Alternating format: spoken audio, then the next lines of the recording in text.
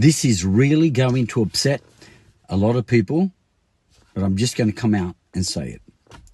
Jesus did not pay our debt of sin on the cross. I'll say it again. Jesus did not pay our debt of sin by dying on the cross. Having said that, let me prove it. We all believe that Jesus died for the forgiveness of our sins, and that forgiveness of our sins took place and demonstrated on the cross. Now, we all believe that. But there's a massive problem. Forgiveness of sins means the exact opposite to payment of a debt. They are mutually exclusive. Jesus either forgave us our sins or he paid the debt of our sins, but you can't have this both ways. Why? What does the word forgive mean? The word forgive means not pay. It means to cancel a debt, not pay a debt. So if Jesus died on the cross for the forgiveness of sins, and if forgive means to cancel a debt, to erase a debt, then it can't be a payment if it's been cancelled. It's that simple. Where do I get that from the Bible? In Matthew chapter 18, Jesus told a story to Peter. Peter asked Jesus, Lord, if someone sins against me, how many times should I forgive him? Up to 7 times? And then Jesus answered his question with a parable about a guy who had a debt, and the debt is sin debt in the parable. Let's turn to it. Matthew 18, 21 to 23. Notice what the word forgive means and what it cannot mean in the Bible. Matthew 18, 21 to 23 in the NIV. Listen on. Peter came to Jesus and asked, Lord, how many times shall I forgive my brother or sister who sins against me? Up to 7 times? He was an accountant. Jesus answered, I tell you, not 7 times, but 77 times.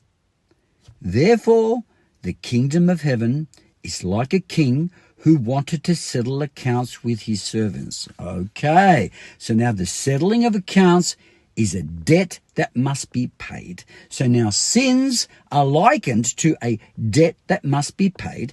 And now Peter wanted to add up the debt and say, how much of this debt should I release? 7 times? Jesus said infinity. 70 times 7.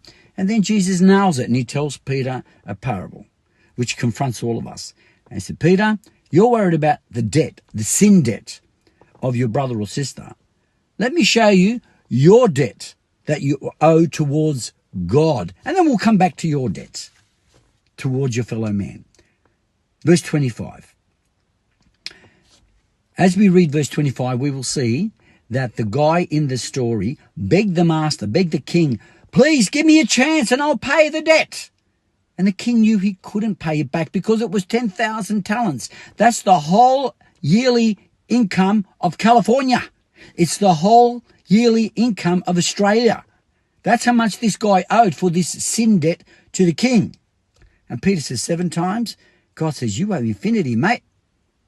Look at verse 25, NIV.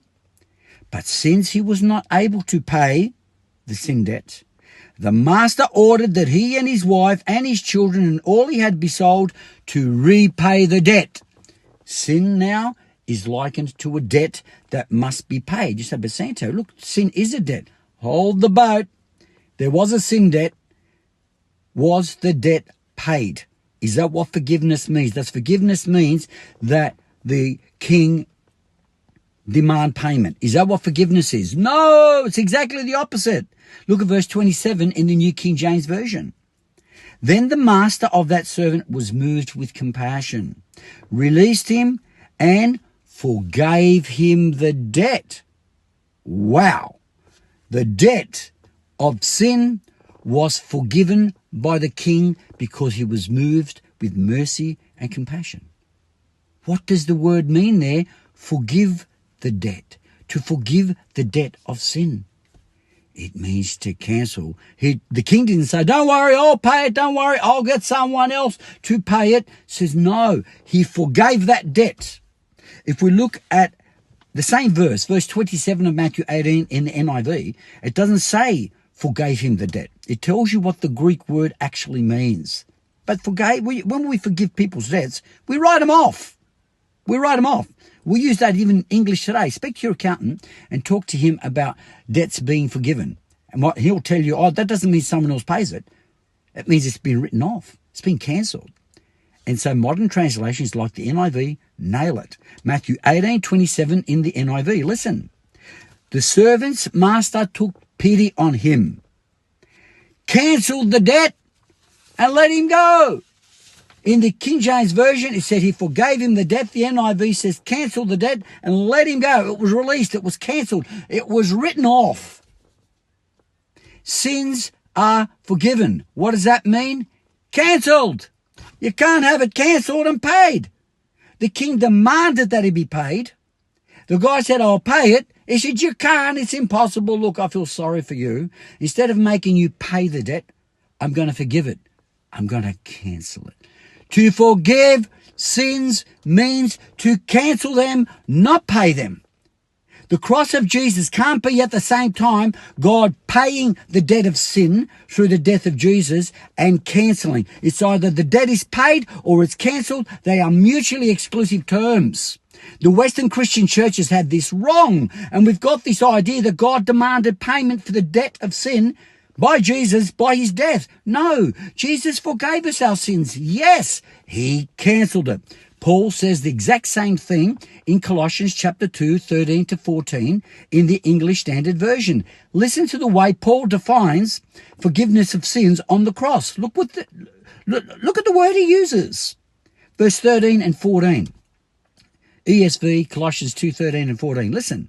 And you, who were dead in your trespasses and the uncircumcision of your flesh, God made you alive together with him, having forgiven us all our trespasses,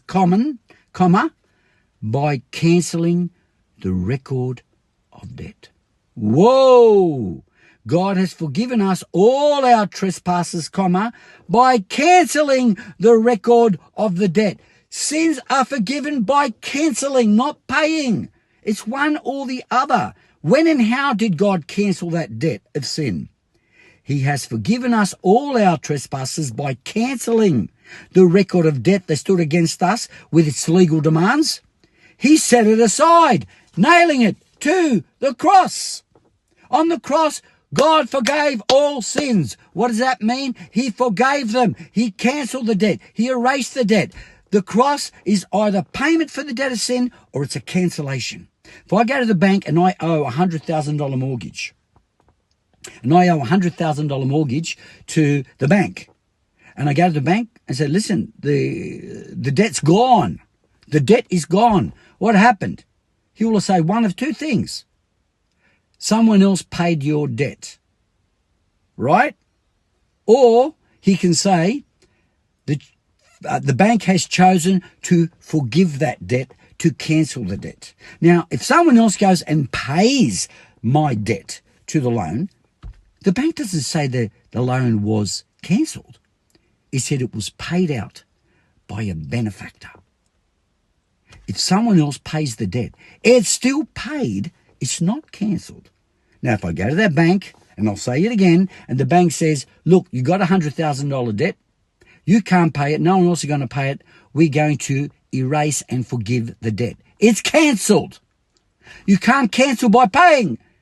These are mutually exclusive terms. Makes no sense. It's illogical. To forgive a debt means to cancel, to write it off, not pay it. Jesus did not pay your debt of sin on the cross. He forgave it. He wrote it off. He nailed it to the cross. It's been cancelled. Don't let the Western church kid you into thinking that God demanded the payment of the debt of sin on the cross. No, he cancelled the debt of sin on the cross. That's what happened on the cross. And that's central to Christianity. God bless you.